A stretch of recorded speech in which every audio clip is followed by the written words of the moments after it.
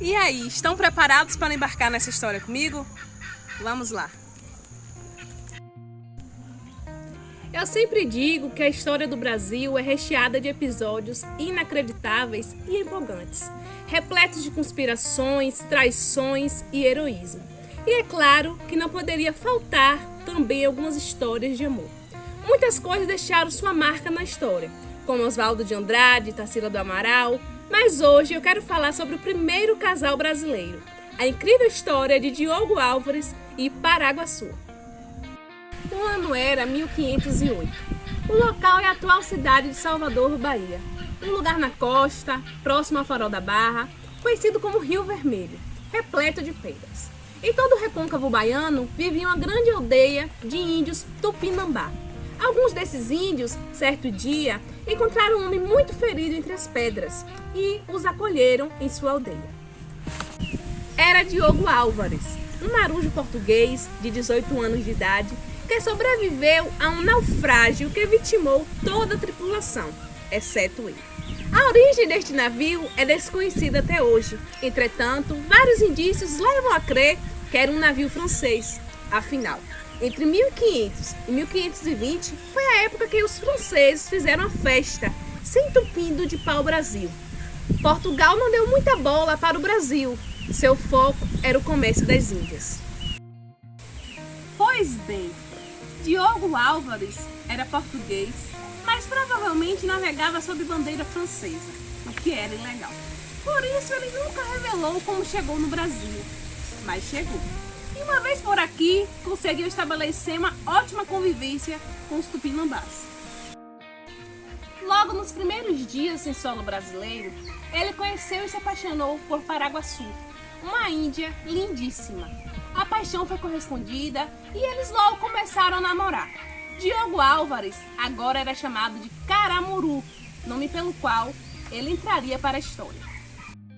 Existe uma lenda falsa, já te adianto, de que Caramuru significaria Homem do Trovão, ou algo assim, pois quando foi encontrado entre as pedras, ele teria disparado um tiro de seu mosquete, temendo que os índios iriam lhe fazer mal. Primeiro que o cara sobreviveu a um naufrágio. Com certeza ele não se preocupou em ter consigo um mosquete o tempo todo. Segundo que ele está na água, né? Com pólvora molhada ele não conseguiria disparar nada.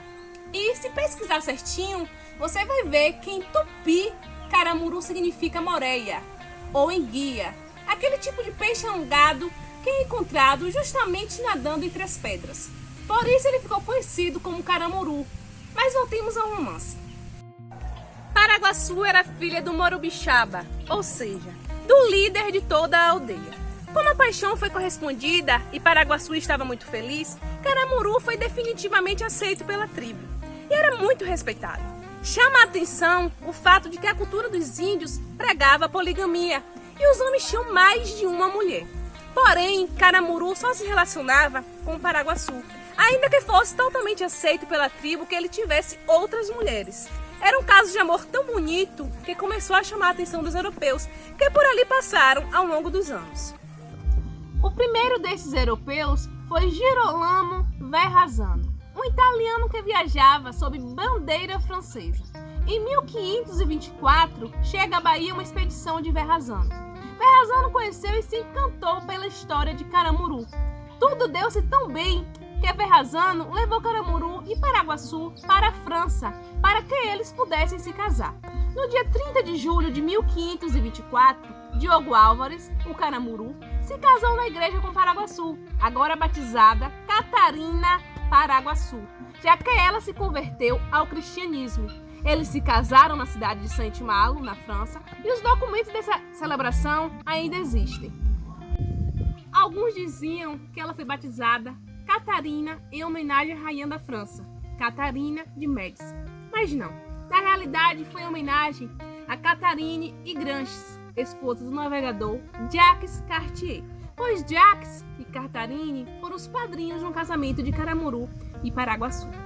Você acha que eles viveram felizes para sempre na França? Claro que não. Eles não eram bobos, né? Depois do casamento, deixaram a fria e cinzenta França para voltar para o Brasil e viver na beira da praia. e de fato viveram felizes para sempre entre os tupinambás. Ao longo do tempo, Caramuru foi muito importante e respeitado tanto pelos índios quanto pelos europeus que chegavam por lá cada vez com mais frequência. Ele viu a Bahia virar capitania hereditária depois da fundação de Salvador, até que faleceu em 5 de outubro de 1557, aos 66 anos. Paraguaçu ainda viveu muito mais tempo. Não se sabe a idade dela, mas supõe-se que era um pouco mais nova que Caramuru. Paraguaçu se tornou muito católica e ergueu a primeira igreja da região. Ela faleceu em 26 de janeiro de 1583. Os corpos do casal estão enterrados na Igreja da Graça, no bairro Altos da Graça, em Salvador. Depois dessa belíssima história, vamos saber um pouco mais sobre a cultura desses povos?